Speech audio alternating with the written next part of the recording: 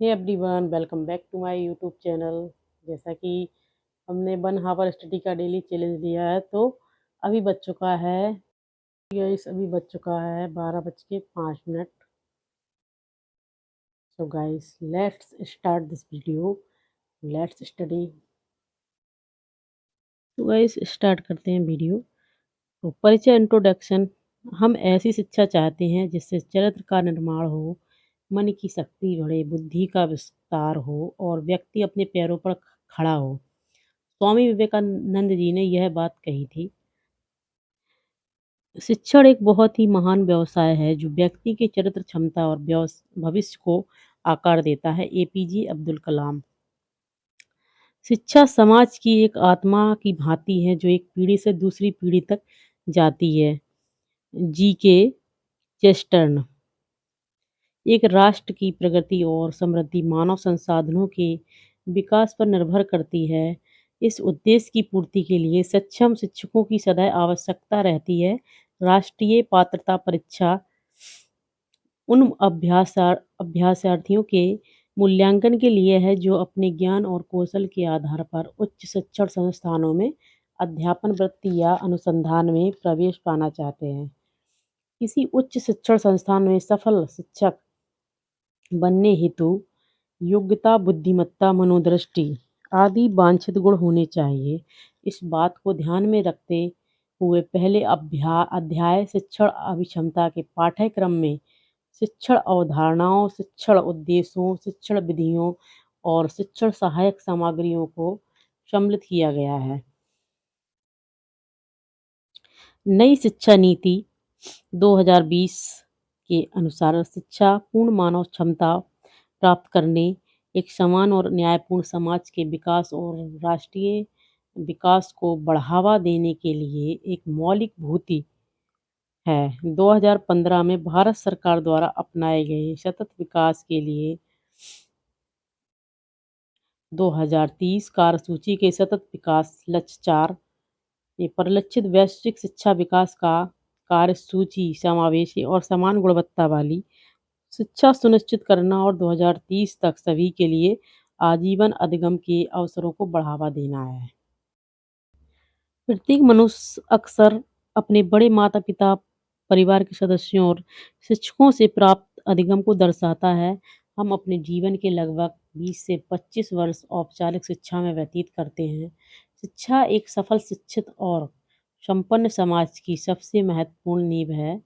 सामान्य तौर पर यह हमारे समाज के सामाजिक, आर्थिक, राजनीतिक विकास और विकास के लिए महत्वपूर्ण है। इस प्रकार शिक्षा का मुख्य लाभ हमारे ज्ञान को अगली पीढ़ी को हस्तांतरित करना है ताकि एक श्रेष्ठतर समाज की रचना की जा सके। यह हम सबकी एक मूलभूत इच्छा है। शिक्षक औपचारिक ढंग से ज्ञान के सूत्रधार के रूप में कार्य करता है। अधिगम शिक्षा शिक्षण प्रक्रिया का मुख्य परिणाम है। छात्रों की प्रगति का आकलन करने के लिए मूल्यांकन भी किया जाता है ताकि उसको भविष्य के समाज में अधिक संभव योग्य होने योग्य वाले ढंग से संयोजित किया जा सके। इस प्रकार शिक्षा, शिक्षण, अधिगम और मूल्यांकन का आपस में निकट से संबंध है। शोध ज्ञान के वर्तमान भंडार में हम सबको जोड़ता है और यह सुनिश्चित करने का प्रयास करता है कि इसमें वृद्धि कैसे की जाए। इस यूनिट में हम अपनी चर्चा का आरंभ शिक्षा से कर रहे हैं और धीरे धीरे शिक्षण की ओर बढ़ रहे हैं।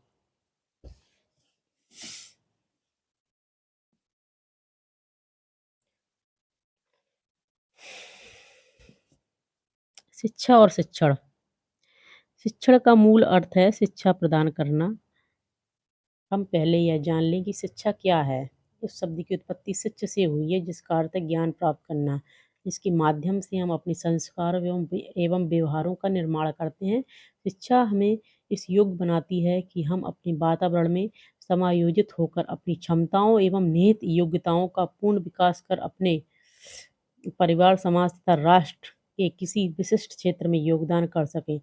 शिक्षा का उद्देश्य शिष्य के ज्ञान एवं व्यवहार में वांछित परिवर्तन लाना है।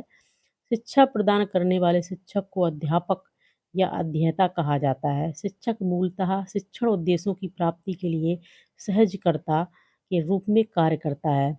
गुरु श्री रविन्द्रनाथ टैगोर के अनुसार शिक्षा का मुख्य उद्देश्य है आत्म साक्षात्कार, जिसका अर्थ है अपने आप स्वयं में सार्वभौमिक आत्मा की प्राप्ति करना।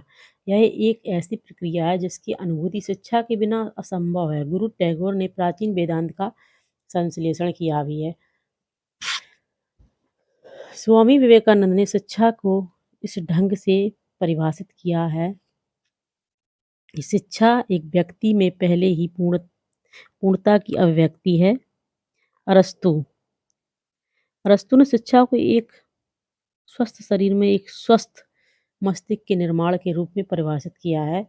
हेनरिक पेस्टोलॉजी के अनुसार शिक्षा मनुष्य की जन्मजात शक्तियों का प्राकृतिक सामंजस्य और प्रगतिशील विकास है। जॉन डीवी ने शिक्षा को उस व्यक्ति के रूप में परिभाषित किया है जिसके द्वारा एक व्यक्ति अपने पर्यावरण को नियंत्रित करने और अपनी संभावनाओं को पूरा करने में सक्षम बनाता है। ब्रेडवेल के अनुसार शिक्षा एक ऐसी प्रक्रिया है जिसके द्वारा बच्चा अपनी आंतरिक क्षमताओं को इस प्रकार विकसित करता है कि वह बाहरी वातावरण में सार्थक रूप से भाग ले सके। शिक्षा के अर्थ को दो मुख्य परिप्रेक्ष्यों में समझा जा सकता है: व्यापक, संकुचित एवं संकुचित। शिक्षा के व्यापक अर्थ के अनुसार यह सारा संसार हमारा शिक्षा क्षेत्र है। शिक्षा का उद्देश्य मानव व्यक्तित्व का सर्वांगीण विकास है। सभी व्यक्ति, बाल, युवा, वृद्ध, स्त्री, पुरुष, विद्यार्थी, हम सब जीवन पर्यंत कुछ न कुछ सीखते रहते हैं। अतः व्यक्ति का पूरा जीवन ही उसका शिक्षा काल है। साथ ही प्रत्येक व्यक्ति जहाँ स्वयं दूसरों से कुछ सीखता है, वह दूसरों को भी कुछ न कुछ सिखा देता है। जीवन की छोटी-छोटी घटनाएँ भी हमें सिखा देती हैं, हमें शिक्षा देती हैं। शिक्षा के संकुचित अर्थ के अनुसार शिक्षा केवल शिक्षण संस्थानों में ही दी जाती है, इसका एक निश्चित पाठ्यक्रम अवधि है।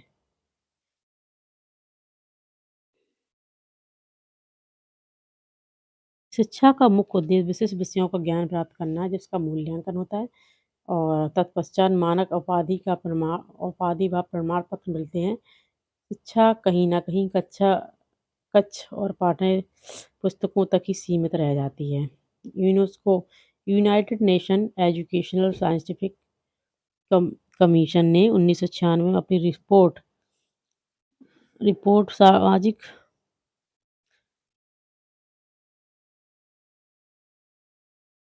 रिपोर्ट में शिक्षा के द्वारा शिक्षार्थियों में मानवाधिकार, सामाजिक उत्तरदायित्व, सामाजिक समानता, लोकतांत्रिक भागीदारी, सहिष्णुता, सरकारी भावना, सहकारी भावना, रचनात्मकता, पर्यावरण के प्रति संवेदनशीलता, शांति, अहिंसा, प्रेम आदि मूल्य विकसित करने पर बल दिया है।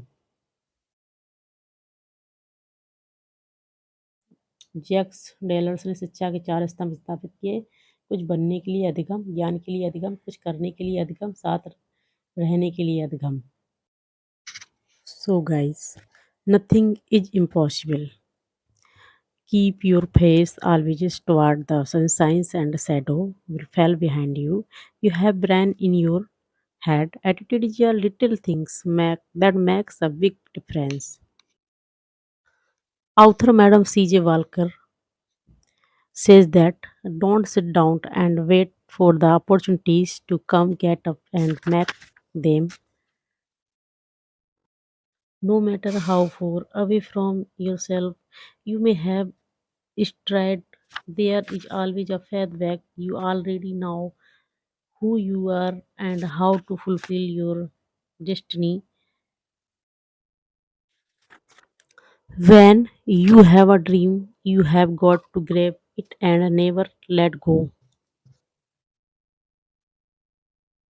शिक्षण कौशल शैक्षिक अनुसंधान की राष्ट्रीय परिषद और प्रशिक्षण में निम्नलिखित शिक्षण कौशल पर बल दिया गया है। नंबर 1 है लिखित शिक्षण उद्देश्य। नंबर 2 शिक्षण सामग्री का आयोजन करना। नंबर 3 पाठ का परिचय सुचारू रूप से देने के लिए व्यवस्था करना। नंबर 4 पाठ का परिचय देना। नंबर 5 कक्षा में पूछे जाने वाले प्रश्नों को व्यवस्थित करना। नंबर 6 प्रश्नों का सही वितरण करना। नंबर 7 प्रतिपुष्टि प्रबंधन। नंबर 8 व्याख्या करना। नंबर 9 उदाहरण सहित व्याख्या करना। नंबर 10 शिक्षण सहायक सामग्री का उपयोग करना। नंबर 11 कार्य प्रेरक वस्तु या संदीपन में भिन्नता लाना। नंबर 12 पाठ्यक्रम शिक्षण की गति तय करना। नंबर 13 छात्रों को कक्षा में सहभागिता के लिए प्रोत्साहित करना। नंबर 14 श्याम पट्ट या श्वेत पट्ट का उपयोग करना। नंबर 15 पाठ का संपादन करना, समापन करना। 15 है पाठ का समापन करना। 16 है सुपुर्द नियत कार्य। नंबर 17 है छात्रों की प्रगति का मूल्यांकन करना। नंबर 18 छात्रों को सीखने में आने वाली समस्याओं का निदान और औपचारात्मक उपाय करना। नंबर 19 है कक्षा का प्रबंधन करना।